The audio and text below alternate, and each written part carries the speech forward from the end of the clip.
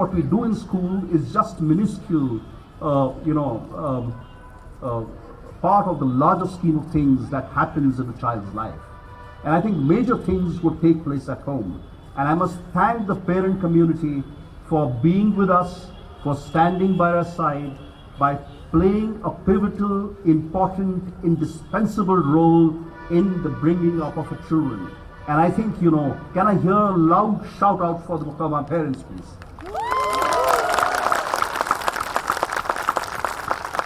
Thank you so much.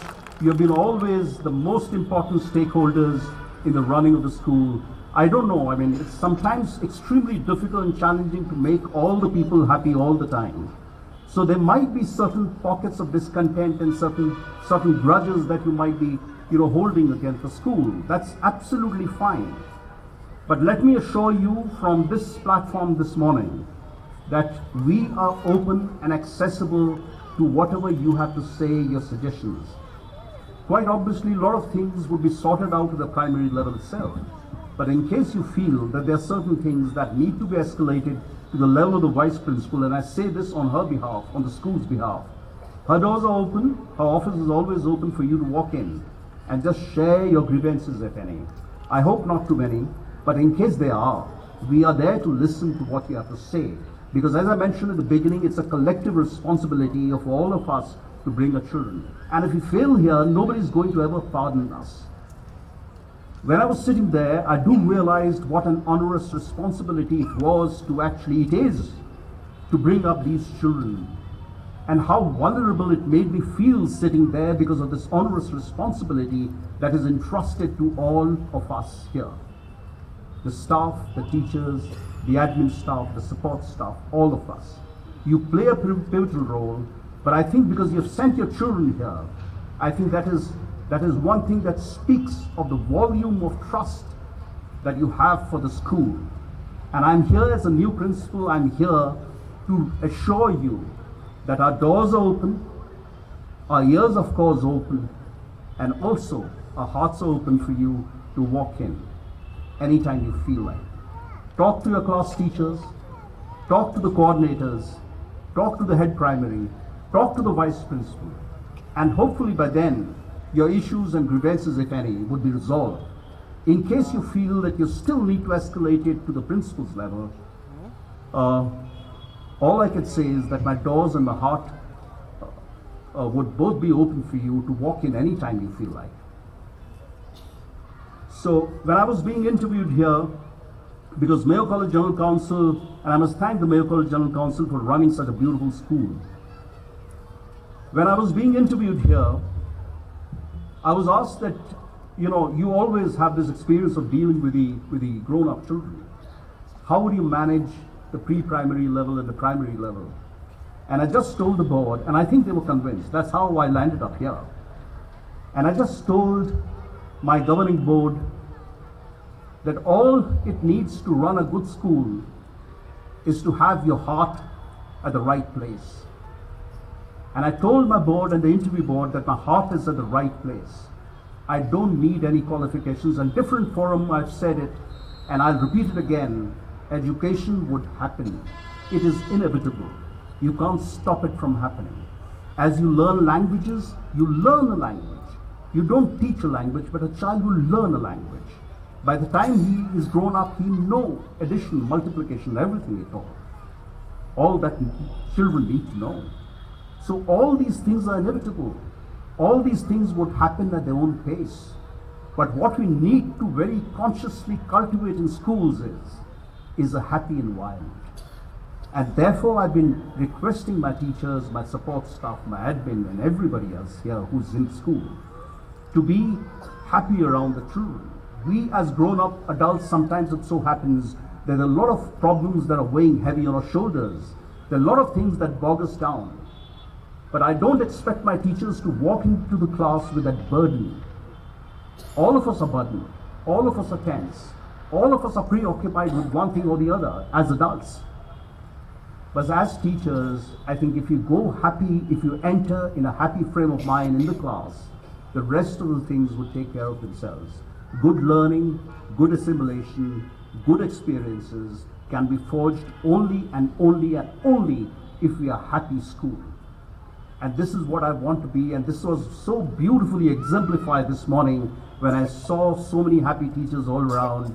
And if you have, watched the Instagram post of the school, in case you aren't, whatever you call that, subscribe or whatever, not too good with technology, but in case you have, seen the latest Instagram post of the school, you'll see that while the children really enjoyed themselves, the teachers probably enjoyed themselves more. And I must thank here, Ma'am Sumona, you and your wonderful team. You run a beautiful place. You run a beautiful place with a bunch of some brilliant teachers who mean well, who are happy, and who sometimes keep their problems aside for the happiness of the children. And what better, place to send your children to. I've just jotted down a few points. Ma'am Sumona also wanted me to talk about certain things. And this morning we were extremely privileged to have you, Porwal sir, with us and talk to the parents and talk about certain things that, I had listed that I had to share with the parents. But then you've already touched upon those points. Mobile phones, television, what's happening to reading, how do we bring about this change, and how can we motivate our children to actually read?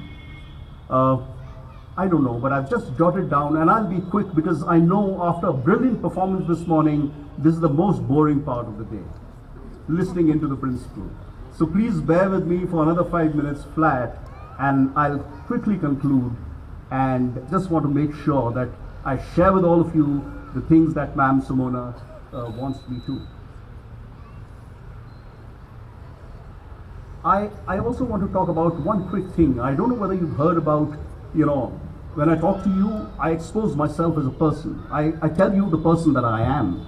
And I think as a school community, it's important for you to know who the principal of the school is. Because what I think, the school becomes. What I envision of the school next 5 years, the school becomes. And I think my attention should be, maximum attention should be given to the primary children, because these are the children who will soon come into the senior school and would be an integral part of the school. So while the senior classes might be there, but they'll soon, graduate from the school.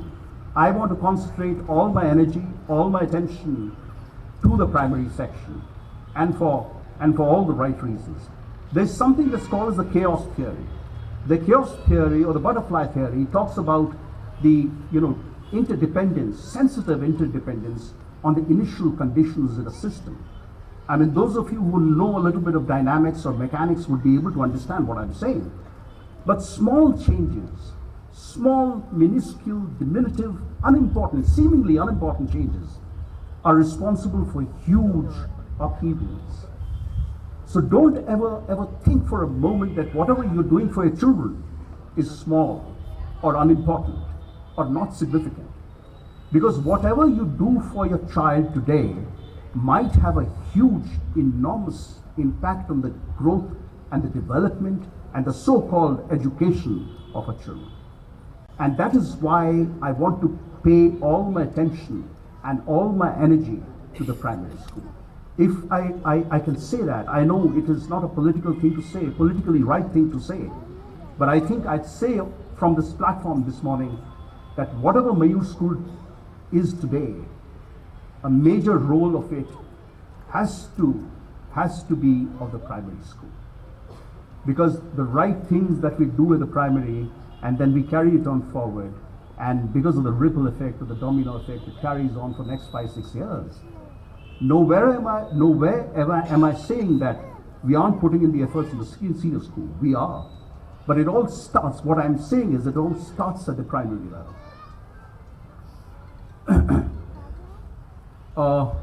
I'll just give you 2 quick examples. There's this girl called Tresca. She was a Holocaust survivor. And she was rescued at the age of, I think, 10, 12. And when the painters and the artists approached this girl, Tresca, and they asked her to draw the picture of a home, she couldn't ever draw a picture of the home for the entire life, because home meant nothing for her. At best, what she could do was, she could draw some disjointed lines that didn't make any sense at all. So that is what influences early on in your life, duty.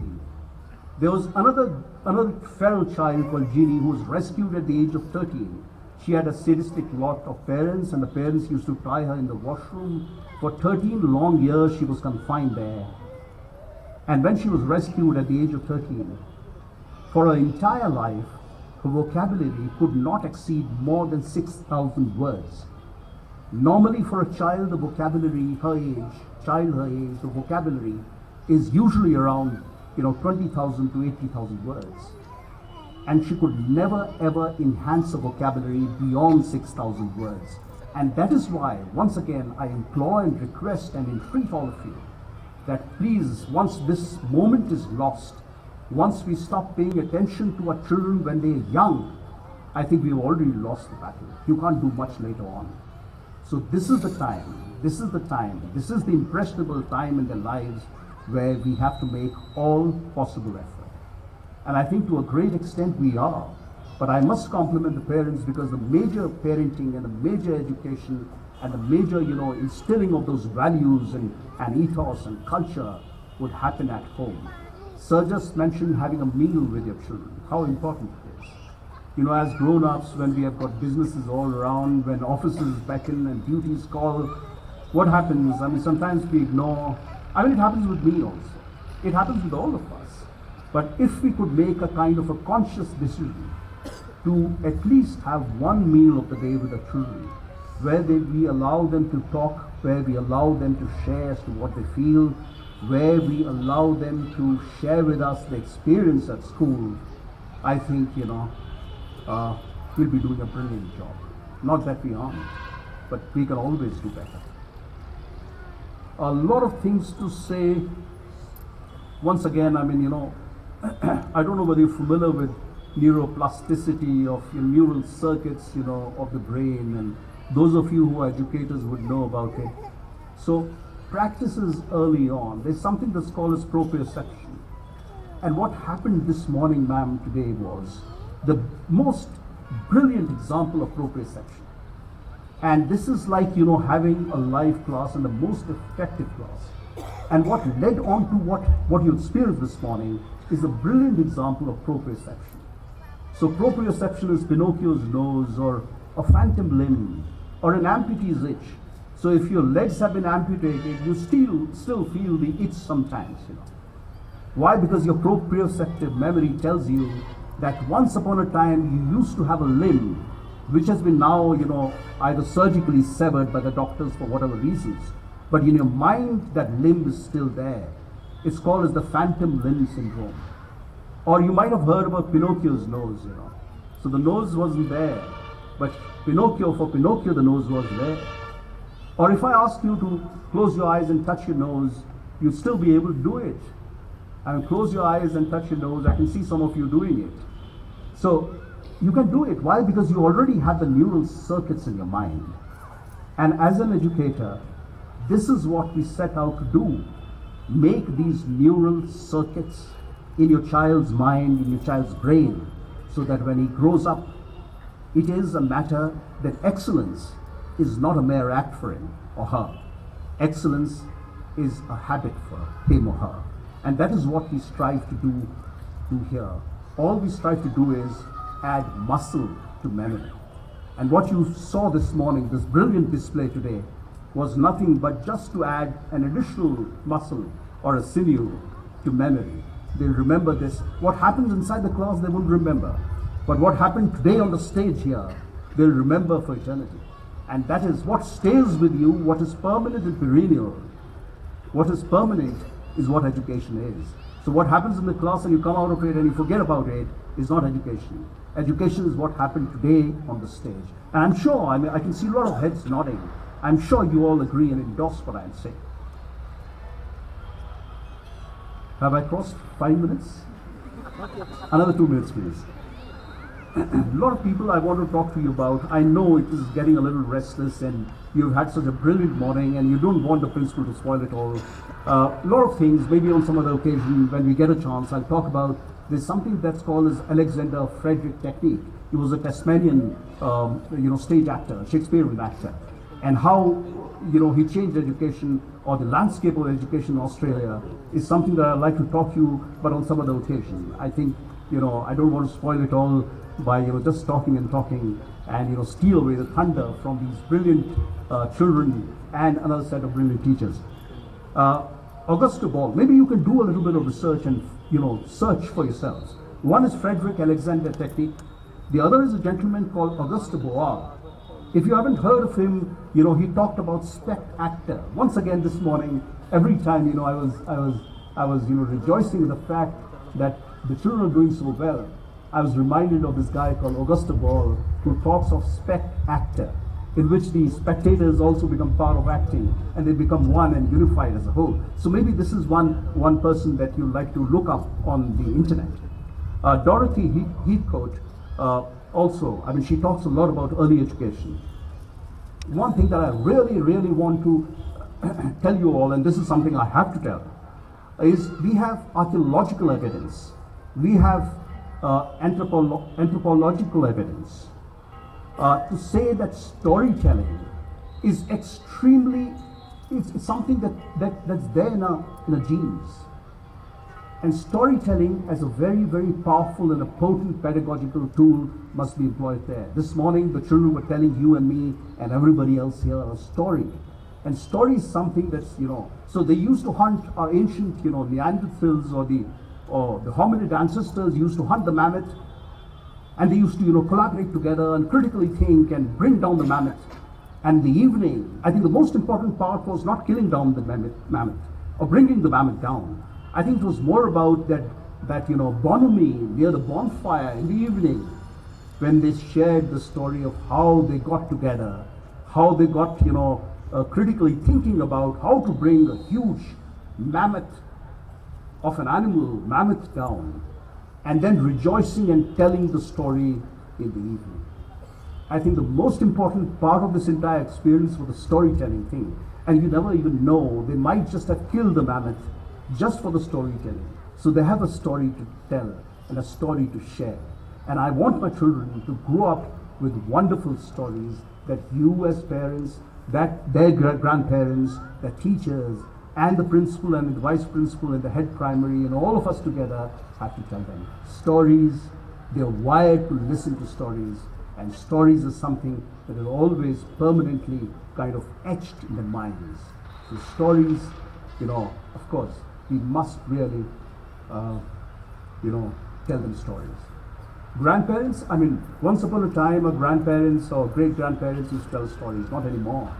Because of these mobile, these devices, these are kind of, indispensable now. You can't do away with them, I know. While this beautiful function was happening in the morning, I was forced to get up a couple of times to attend to some very important calls. So I do realize the constraints and the restraints and the limitations of these devices. But whatever consciously we can do to keep our children away from this. Because, Roald Dahl talks about this thing, television being an idiot box. I think this is a poem that was prescribed in one of the classes in CBSE. Roald Dahl talks about television being an idiot box. So television indeed is an idiot box. I haven't watched television for the past 2-3 years. But if you ask me that, whether I've been able to do the same with my mobile phones, no, I haven't. So, I am also love watching the reels on Instagram, and, I'm not the right person to tell my children to do that. But consciously, if you could keep your children away from all these things, I think it'll be a human service for all of us, and most importantly, your children. As I said, don't worry about education. We believe there's this gentleman, the Hole in the Wall project. What is his name? The Hole in the Wall project. Anybody who can tell me? I'm slipping my mind. The Hole in the Wall project. He talks about minimally invasive education. Education, I've been talking repeatedly on and off. Often I've been saying that it is something that is inevitable, that will happen. Those of you who know what osmosis is, or what cross-pollination is, or what sublimation and distillation is, these things would happen. You can't stop it. So don't unduly worry about education. I think not providing a kind of a formal education to our children would be an education of a kind. So please, and this is something, you know, I've been in education for good 30 years now. And I think I've got this iota of educational clairvoyance that I say. Because we don't know what's going to happen tomorrow. We don't know 10 years, 15 years, 20 years down the line, when our children will be in the job market, what are the jobs that they're aspiring for? We don't know. So if we don't know what jobs they're aspiring for, or what job the market will be flooded with, then what are we preparing them for? So technically speaking, we don't know what we are preparing them for. So yes, collaboration, critical thinking, creativity, all these, you know, all these skills that we talk about so in such a fancy way about, you know, 21st century skills and all these are vital. But technically speaking, you know, therefore, educational clairvoyance would come in handy, and we need to be, you know, a little prophetic in imagining what the world would be 10 years, 20 years, 30 years from now, and prepare our children for something that we don't know what it is. And therefore, therein lies the biggest challenge for you and for me and for all of us. Also, a couple of quick things, you know. There's something that's called as all of us are limited by a being. And, you know, it's a very, very conscious thing. I know it's a philosophical thing, we can't do it. Or maybe we can. And therefore, I mean, maybe we can, and therefore I'm talking to all of you about it. We all are stifled and limited by, mired by our being. So, let's say, for example, a hawk is you know, designed for a kill, while a seagull isn't. A seagull is meant to, you know, just go to the fishing boats and grab a fish and pull. It doesn't have the sharp eyes of a hawk. So while the hawk might be limited by its being, the seagull is limited by its being. And so are you and me. Aren't we all limited by a being? The true purpose of education is to challenge that limitation of your being. I'm sure you'll all agree with me. And the moment we are able to break that chain of mediocrity and we start talking of meritocracy, therein lies true education. So, big, lofty philosophical aims for the principal. And because I can't make it happen till the time I share it for the parents. I think what better opportunity for me than this to, you know, share what vision I have for the school. Couple of things that you like to do. There are two things. One is Jauska and the other is Digarilog. Now what are these things? Encourage your children early on to talk to themselves. I've seen some of the most brilliant minds talk to themselves. And try it. Try it with yourself. Try it with your children. And see how it can change your life. This is called as Jauska. Jouska. There's another thing that's called as Digarilog. Digarilog is when you take out an old photograph of yours, 20 years, 30 years down the line, and sit in a quiet room and just talk to the photograph. You'll have many things to rejoice about. You'll be extremely ecstatic and ebullient about a lot of things that have happened in life. But at the same time, you'll be equally disappointed by the things that could have been and never were, or never could be. You have to address those things. And if you cultivate these habits early on in our children, I think we'll be able to kind of make that difference. Also, I think I'll end on this note. I wonder whether you've heard of C.S. Lewis. He talks about something that's called as a gap in love. Children are difficult. They're extremely naughty. They have no concentration span. They're extremely disturbing sometimes. You get, sometimes you have had enough of children. Now, most of the teachers would say, when you move into a class that is extremely chaotic, I tell my teachers, if the class is not chaotic, it will soon fossilize. We don't want our children in classes to fossilize. We want that right creative chaos, as they say in education, to be there in each class. So C.S. Lewis talks about this love that every teacher and every parent must have for the children who are extremely naughty. And sometimes they get on your nerves. They're not easy to manage. And I'm sure all of you would agree, because you have probably had a dose of it at home. We have it every day at school.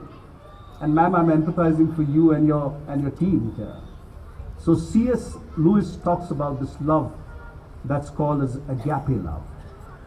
This is a self-sacrificial kind of love. You'd like to look up C.S. Lewis on the internet and find out as to what he has said about education. So he talks about this, this kind of a self-sacrificial love. He talks about this kind of a decisional love that you and I are possible of, sharing with the children. So I've said enough. It was a brilliant morning. I've missed out on a couple of things, ma'am. You gave me a long list, apparently. Just a quick word. Please stick, and this is a request on behalf of the school, please stick to the school calendar. Because you don't realize if a child goes, let's say for example, a holiday, to a foreign destination, in the middle of the year, while active, experiences are happening or learning transactions are taking place in the class, sometimes it gets extremely difficult to cover that up. Apparently, you might not able to get anything at all. I mean, everything is fine. I mean, it's still a child and still a very, very, very a class early on. No, it does make a difference. So please plan your leaves in such a way so that there's no academic loss. Academic loss is the wrong word to say. I'd say any transactional loss. There are a lot of transactions that happen in the class. We don't even call them academic transactions. But whatever transacts in the class is meaningful and important. And therefore, please plan your leaves in such a way where it does not hinder or impedes the transactional, things that are happening in the class, the transactions that are taking place in the class. We just organized a book fair. Reading makes a perfect man. When you read a book, sometimes Jonathan Swift said, it feels as if the words are alive and they're throbbing with life, pulsating with life. And if you cut the words, they'd almost technically bleed. So we have to, take our children to that level where they become addicted to. If they can become addicted to television or they become addicted to mobile phones, I think they can get addicted to reading as well. How to go about it is a long chapter again, maybe some other day, but reading is extremely vital. With this, I think, I've said everything that I've said, but let me tell you once again what a brilliant experience it was this morning to see the wonderful children perform. It was brilliant to see all the wonderful bunch of, talented teachers. Not all of them are here. I mean, some of them are here. The others might be managing the kids backstage. But want to put on record the wonderful work that you all did, and absolutely fantastic experience this morning. But I think one important stakeholder that I must thank would be the parents. We are nothing without you. We are nothing without you. And thank you. And I do hope that all of you would walk with me hand in hand to create that experience for our children.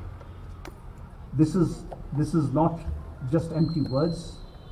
I can challenge you, try me, try my teachers, try my school. And you'll always find us doing whatever we can for our children.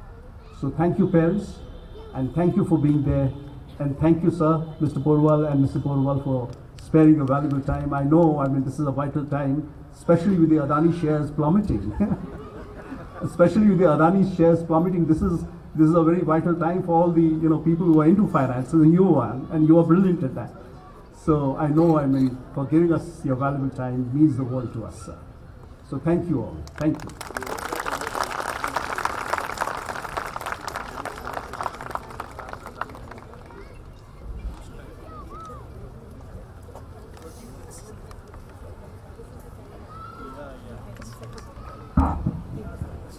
Thank you, sir, for your words of encouragement, counsel, and wisdom. Always a pleasure listening to you, sir. May I now request you to kindly present Mr. and Mrs. Porwal a token of our appreciation.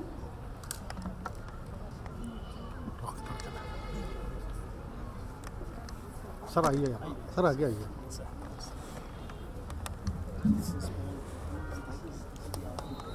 अरे आवल कहाँ लीजिए